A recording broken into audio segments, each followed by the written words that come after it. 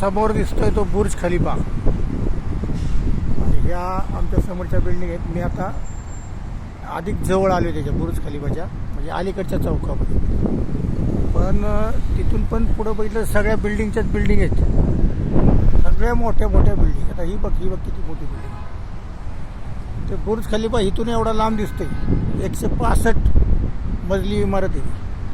इकडचे नियम खूप स्ट्रिक्ट आहेत. कुठून चालायचं काय ते सगळं माहिती करून घेतलं आपण, काय प्रॉब्लेम नाही आपल्याला. संध्याकाळी इकडे लोक सुटली ना मग गर्दी असते जास्त. सगळे बसने आणि याने जातात, याने काय ते प्रायव्हेट टॅक्सी.